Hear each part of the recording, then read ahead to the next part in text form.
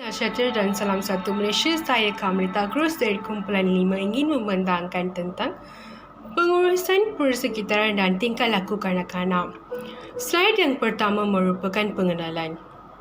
Tingkah laku adalah apa yang dilakukan atau diperkatakan oleh seseorang individu.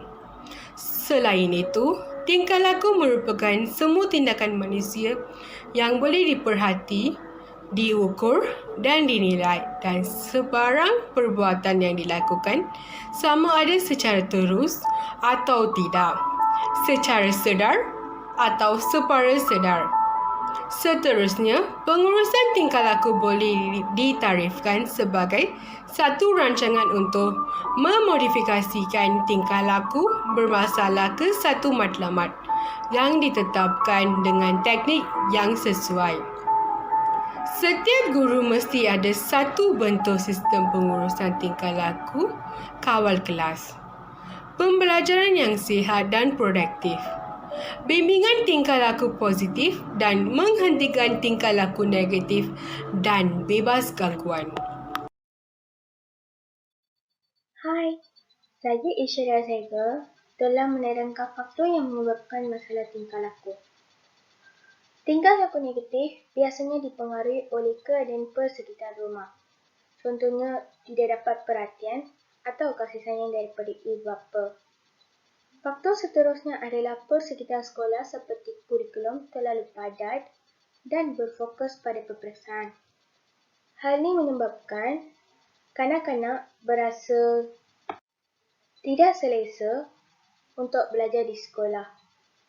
Faktor ini menyebabkan wujudnya murid bermasalah. Seterusnya, keadaan fizikal sekolah yang padat, panas dan bising menyebabkan murid menunjukkan tingkah laku negatif. Seterusnya, teknik pengurusan tingkah laku ada 3, iaitu pengukuran personal, teknik pencegahan dan tindakan pembetulan. Teknik 1, iaitu pengukuran personal. Pengukuran personal yang boleh dilaksanakan dengan menggunakan kaedah kedekatan fizikal. Kaedah ini dilaksanakan dengan guru mendekati sendiri murid yang mempunyai masalah tingkah laku. Kaedah seterusnya adalah dengan menggunakan mobility fizikal. Physical mobility, iaitu dengan berjalan ke hadapan, ke belakang, ke tepi atau mengelilingi kelas sambil membuat pengawasan. Ekspresi wajah atau pandangan guru yang menyenangkan, menarik, marah, kecewa atau benci turut tergolong dalam teknik pertama ini. Daripada kesimpulan pengukuran personal adalah guru perlu mahir menggunakan teknik pertama ini. Teknik kedua adalah berkaitan teknik pencegahan, iaitu teknik ini dapat mengurangkan ketegangan dan mengalahkan proses pengajaran supaya menjadi lancar. Selain itu, melalui teknik ini, iklim yang positif dan persekitaran yang terurus dapat diwujudkan.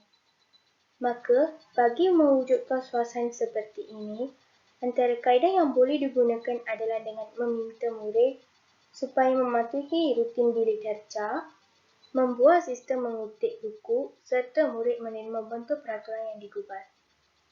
Guru juga boleh memberitahu tentang perlakuan yang diterima atau tidak.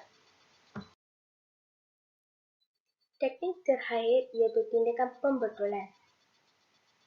Tindakan ini dapat dilaksanakan dengan menangani masalah secara spontan dan menghentikan dengan baik tanpa merosakkan apa-apa. Selain itu, pengubahsuaian tingkah laku positif dan menghentikan tingkah laku negatif serta mengharmonikan iklim bilik darjah juga dapat membantu dalam melaksanakan teknik tindakan pembetulan ini. Guru juga boleh menggunakan hukuman yang diketahui oleh murid dan relawan, contohnya ketuk ketampi. Di samping itu, jika murid masih melakukan tingkah laku bermasalah itu, guru boleh menukar tempat dan berjumpa dengannya selepas pengajaran. Melalui perjumpaan ini, guru boleh membimbing pelakuannya supaya menjadi lebih baik. Maka, guru haruslah sentiasa memperjelaskan atau mengingatkan mereka berkaitan dengan tingkah laku tersebut.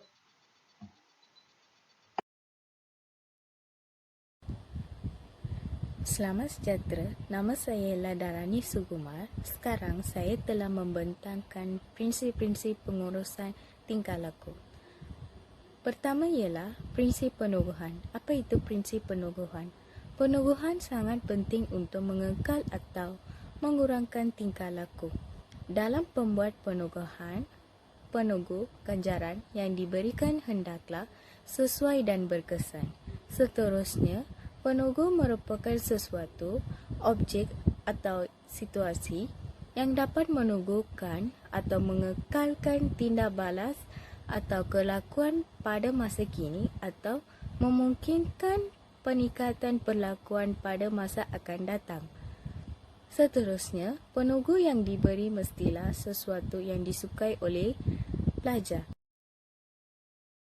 Seterusnya, prinsip pemerhatian. Pemerhatian yang pertama adalah pemerhatian yang boleh dijenis mengikut tujuan dan aspek yang hendak diperhati, iaitu memerhati sesuatu perlakuan tanpa membuat tafsiran, dan tanggapan, iaitu melapor apa yang dilihat sahaja dan menggunakan tafsiran bukan untuk penilaian semasa tetapi membuat hipotesis yang diperolehi selepas menempuh bual individu yang berkenaan.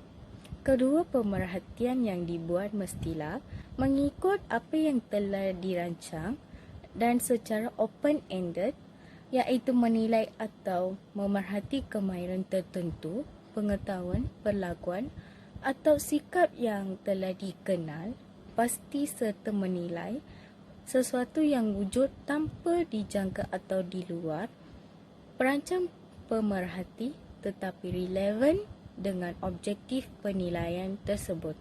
Manakala yang ketiga adalah pemerhatian untuk jangka pendek dan jangka panjang. Pemerhatian yang dilaksanakan mengikut urutan dalam jangka masa berperingkat supaya mendapat dapatan yang berkesan dan bermakna tentang perkembangan, proses atau peristiwa terdapat sesuatu tugasan. Hai, saya Aisyah binti Ahmad Yani. Hari ini saya ingin bentangkan tentang pengurusan persekitaran. Okey, seperti mana yang anda lihat di skrin sekarang, pengenalan bagi pengurusan persekitaran membincangkan tentang kepentingan merancang persekitaran yang kondusif kepada kanak-kanak di taska. Seterusnya, kajian membuktikan kawasan kanak-kanak dan cara kelengkapan diatur dalam persekitaran taska akan memberikan kesan ke atas jangka masa penglibatan kanak-kanak dalam sesuatu aktiviti, kualiti interaksi antara kanak-kanak dan peringkat pelibatan kanak-kanak dan pendidik atau pengasuh dalam sesuatu aktiviti yang dijalankan. Okey, di sini terdapat aspek-aspek utama dalam ruang pembelajaran kanak-kanak. Yang pertamanya ialah susun atur ruang supaya kanak-kanak dapat dilihat dan diawasi. Kedua ialah mengenal pasti sudut aktiviti, rutin dan pembelajaran. Ketiga ialah merancang sudut dalam ruang dengan berkesan. Seterusnya sambungannya ialah keempat, memastikan bahawa ruang mudah dilihat oleh pengasuh, menjamin keselamatan baik. Yang kelima ialah memilih jenis lantai dan hiasan dalam mengikut sesuaian penggunaan. Yang keenam ialah menggunakan cahaya dari berbagai sumber. Seterusnya, konsep ruang pembelajaran. Di sini terdapat 3 konsep, iaitu konsep terbuka, konsep berkumpulan dan konsep sudut pembelajaran. Bagi konsep terbuka ialah kanak-kanak adalah bebas memilih ruang pembelajaran atau permainan yang mereka gemari. konsep berkumpulan. Kanak-kanak menjalankan aktiviti dalam kumpulan kecil mengikut aktiviti yang dirancang oleh pendidik atau guru. Yang ketiga ialah konsep sudut pembelajaran berdasarkan aspek perkembangan pembelajaran kanak-kanak. Konsep sudut pembelajaran ini sesuai dikaitkan dengan teori-teori lah bagi menyokong perkembangan kanak-kanak itu sendiri. Aspek utama dalam penyediaan ruang pembelajaran kanak-kanak. Yang pertama ialah ruang fizikal. Yang kedua ialah ruang interaksi, iaitu interaksi sosial. Yang ketiga ialah ruang aktiviti rutin, iaitu aktiviti bebas kanak-kanak. Nama saya Lalita Anak Perempuan Ganesan. Hari ini saya nak menerangkan tentang ruang fizikal. Pendidik perlu mengenal pasti pentingnya merancang ruang aktiviti yang kondusif dan sesuai dengan kanak-kanak. Ruang fizikal memainkan peranan penting dalam memastikan bahawa susun atau setiap sudut mengambil kira semua aspek keselamatan. Laluan yang mudah untuk kanak-kanak bergerak antara satu sudut ke sudut yang lain. Pendidik hendaklah peka tentang sudut pembelajaran yang digemari oleh kanak-kanak. Terangkan tentang ruang interaksi sosial. Ruang interaksi amat penting diwujudkan di setiap taska supaya kanak-kanak bebas bergaul dengan rakan sebaya tanpa rasa malu dan takut. Ruang interaksi membantu kanak-kanak, contohnya mengenali rakan sebaya dengan lebih rapat lagi, bergaul dan bermain sama-sama. Meningkatkan keyakinan diri dan kreativiti kanak-kanak. Menerangkan tentang ruang aktiviti rutin. Ruang aktiviti rutin bermakna ruang tersebut digunakan untuk aktiviti rutin yang dijalankan sepanjang hari di taska, seperti dewan. Boleh digunakan untuk circle time, muzik dan pergerakan kumpulan besar yang lain. Ruang makan boleh digunakan untuk aktiviti kreatif, memasak dan aktiviti lain yang bersesuaian. Ruang tidur boleh digunakan untuk aktiviti bercerita atau nyanyian. Setiap ruang yang disediakan perlulah mengambil kira peraturan yang telah dinyatakan dalam Peraturan Taman Asuhan Kanak-kanak 2012. Persekitaran yang berkesan membantu kanak-kanak berasa kehadiran diri mereka dihargai dan dialu-alukan. Akhir sekali ialah rumusan. Persekitaran pembelajaran kanak-kanak amat penting bagi meningkatkan perkembangan kanak-kanak. Justru, pendidik perlu memahami cara menggunakan ruang secara lebih berkesan supaya kanak-kanak berpeluang meneroka setiap ruang yang disediakan.